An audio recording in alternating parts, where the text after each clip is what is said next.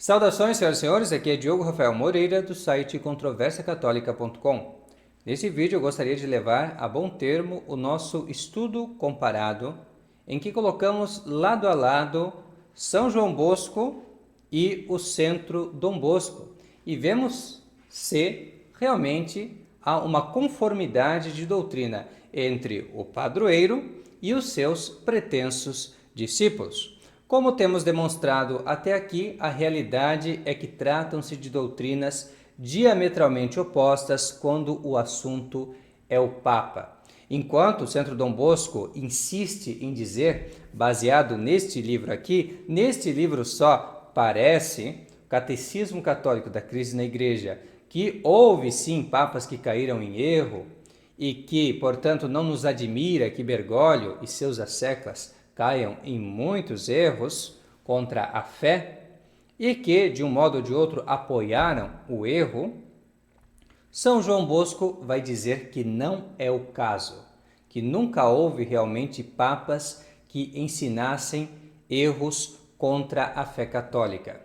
Essa é a fé católica representada por um grande santo, São João Bosco. Isso nós temos demonstrado no caso do Papa São Libério, no caso do Papa Honório I. E agora vamos para o último caso e falar sobre a lição que nós devemos levar para casa diante desses exemplos.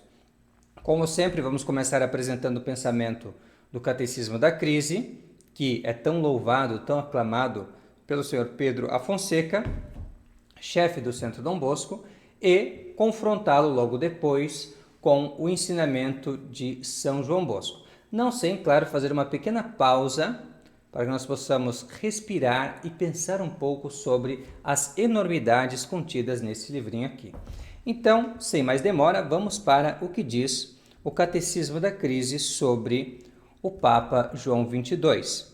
Ele pergunta assim, à página 49, como o Papa João XXII apoiou o erro? João XXII, que reinou de 1316 a 1334, apoiava a falsa doutrina segundo a qual as almas dos defuntos só obtêm a visão beatífica depois do juízo universal. Antes gozariam simplesmente da visão da humanidade de Cristo. De modo análogo, os demônios e os homens perdidos só receberiam a pena eterna do inferno depois do juízo final. Esse Papa teve, ao menos, a humildade de se deixar corrigir e retratou seu erro em 3 de dezembro de 1334, um dia antes de morrer. Catecismo Católico da Crise na Igreja, edição de 2011, página 49. Esse é o ensinamento que aparece no Catecismo da Crise. E veja, este padre aqui, que é o autor desse catecismo, o padre Matias Godron, é um padre de teologia dogmática em Econe, justamente no seminário da Fraternidade Sacerdotal São Pio X, que se diz uma representante da teologia, do ensinamento, das práticas anteriores à revolução do Concílio Vaticano II. Pois bem, não custará nada a gente confrontar este ensinamento deste teólogo de dogmática com o ensinamento de um teólogo de dogmática anterior ao Concílio Vaticano II, um manual extremamente conhecido, que é o manual chamado Sacrae Theologiae Summa. Esse manual é editado pela BAC, Biblioteca de Autores Cristianos, que tem uma coleção enorme, que inclui a Suma Teológica de São Tomás, comentada, que inclui também as obras completas de Santo Inácio de Loyola, São João da Cruz e tantos outros autores, principalmente autores espanhóis, porque a ideia é também ter um enfoque na contribuição dos pensadores espanhóis ao catolicismo, e também, claro, contempla muitas obras de teologia, tanto introdutórias quanto manuais robustos realmente, falando sobre toda a teologia.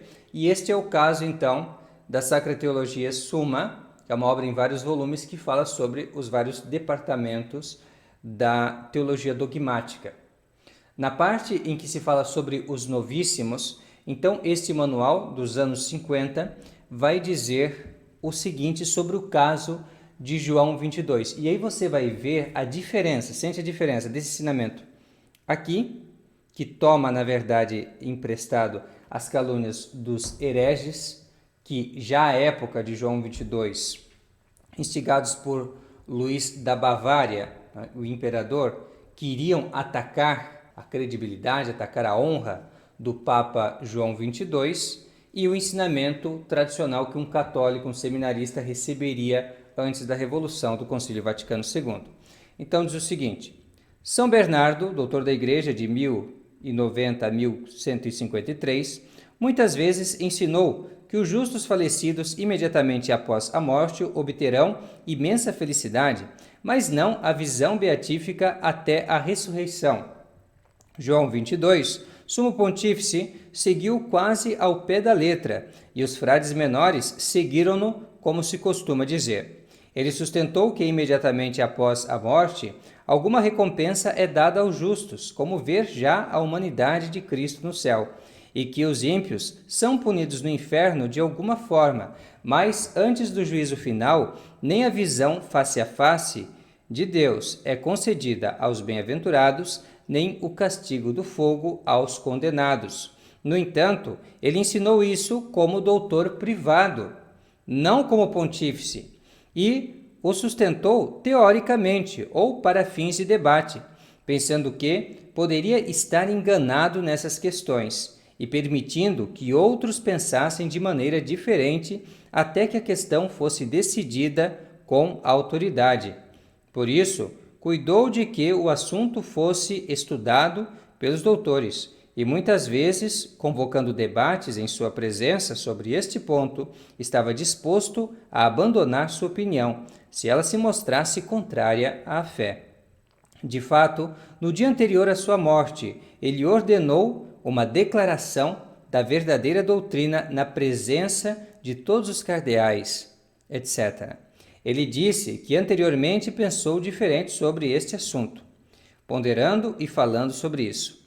Desta forma, ele preparou o caminho para seu sucessor, Bento XII, proclamar uma definição da verdadeira doutrina. E aí ele pede para conferir Denzinger, de 530 a 531. Então, isso é o que nós encontramos no quarto volume da Sacra Teologia Summa da Bach. Aqui nós já vemos algumas coisas que não aparecem no Catecismo da Crise. Primeiramente, que essa doutrina já havia sido esposada por ninguém menos que São Bernardo, doutor da Igreja.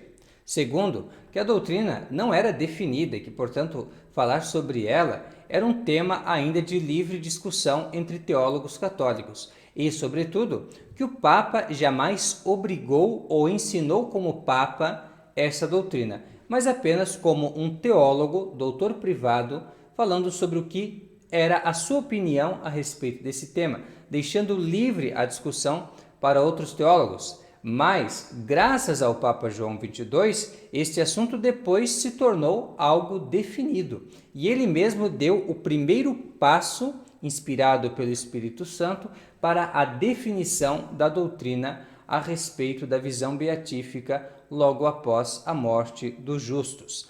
Então, aí nós vemos como que a história é bem diferente do que ensina o Centro Dom Bosco. E esse argumento, utilizado como um argumento para mostrar que os papas caíram em erro, ele é tão fraco que na maioria dos manuais, seja contra, seja a favor dessa tese, nós não encontramos esse exemplo.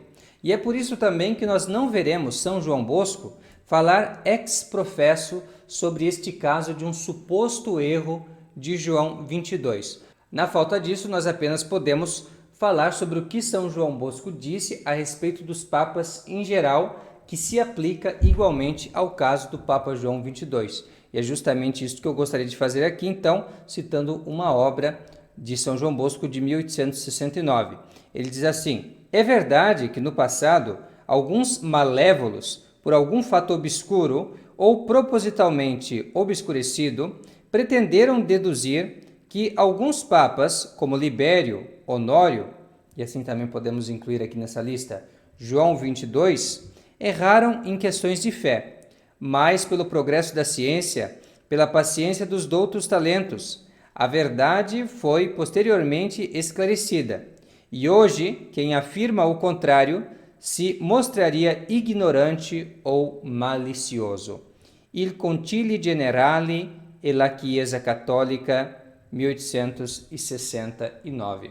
portanto é um ignorante ou é um malicioso. Eu fico com o título de ignorante para esse pessoal do Centro Dom Bosco. Não creio que são pessoas maliciosas, ao menos a princípio, porque me parece ser pessoas de um livro só. Então aqui, com essas nossas lições a respeito desse assunto, gostaria de abrir para eles e para os demais a perspectiva de que há um livro além, há vários livros além, na verdade, deste aqui, quando o assunto é falar sobre crise na igreja, especialmente quando o assunto é falar sobre os papas antigos. Então, há muitas obras de referência, eu citei algumas aqui, que vocês podem usar, que são de muito mais confiança e muito mais de acordo com o pensamento católico tradicional. E agora vamos para a lição que nós devemos levar para casa diante de tudo que nós estudamos até aqui. Qual lição podemos tirar destes exemplos? É isso que questiona o Catecismo Católico da Crise na Igreja. Nós vamos ver que a conclusão deles é infeliz e muito diferente da de São João Bosco. Por esses exemplos, diz o Catecismo da Crise, e em particular pelo de Santo Atanásio, vê-se que pode acontecer de um único bispo ter razão contra o Papa. Catecismo Católico da Crise na Igreja, 2011, página 49. Então, este é o motivo pelo qual eles aduzem a todos estes erros, para tentar mostrar que Monsenhor Lefebvre estava certo e os papas estavam errados. Se isso pode ser verdade em matérias de fato, isso é somente porque Paulo VI e os seus sucessores e todos os papas conciliares não são verdadeiros papas, porque caso fossem papas, eles poderiam estar sozinhos, só eles ensinando uma determinada doutrina sobre a fé. E ainda assim, se todos os bispos fossem contrários a eles estariam certos, eles seriam para nós a regra que nós deveríamos seguir em matéria de fé. Eles teriam a verdadeira doutrina. Esse é o meu ensinamento privado a respeito desse assunto, que entra em conflito com o Catecismo da Crise? Não! Este é o ensinamento de São João Bosco, que na mesma obra que eu citei acima, irá dizer o seguinte. Primeiro, a pergunta. Poderíamos ter certeza de que a verdade está do lado do Papa? Não se poderia temer que, não os bispos, mas o Papa estivesse errado? Para o Catecismo da Crise, não só poderíamos temer, como deveríamos ter como uma certeza que o Papa poderia estar errado, e não os bispos todos juntos, mas um só teria razão e o Papa estaria errado. A resposta do Catecismo da Crise você já sabe. Agora vamos para a resposta de São João Bosco, que é a resposta católica. Poderíamos ter muita certeza de que a verdade estaria do lado do Papa, porque é possível que os bispos estejam errados quando não estão unidos ao Papa. Mas é impossibilíssimo, palavras de São João Bosco, literalmente, impossibilíssimo que nas coisas de fé e moral erre o Papa, ainda que sozinho. É impossível que o Papa ensine o erro em matéria de fé, assim como é impossível que Jesus Cristo minta ou seja incapaz de cumprir suas promessas. São João Bosco e Concilii Generali la Chiesa Cattolica, 1869.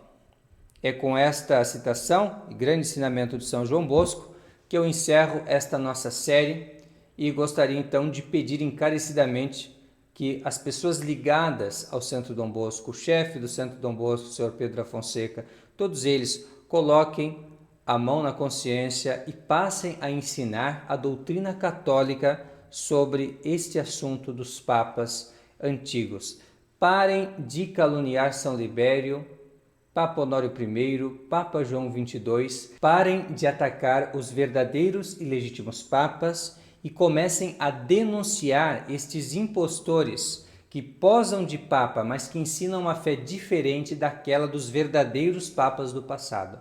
É isso que vocês deveriam estar fazendo e assim honrariam muito mais a São João Bosco, o vosso padroeiro, do que ignorando solenemente tudo aquilo que ele ensinou nesse tema para, em vez de comportar-se como um Centro Dom Bosco, comportar-se como um Centro Dom Lourenço, que é quem editou esse livro aqui no Brasil. Dom Lourenço Fleshman. Eles parecem mais ser um Centro Dom Lourenço do que um centro Dom Bosco. Isto é o que eu percebo.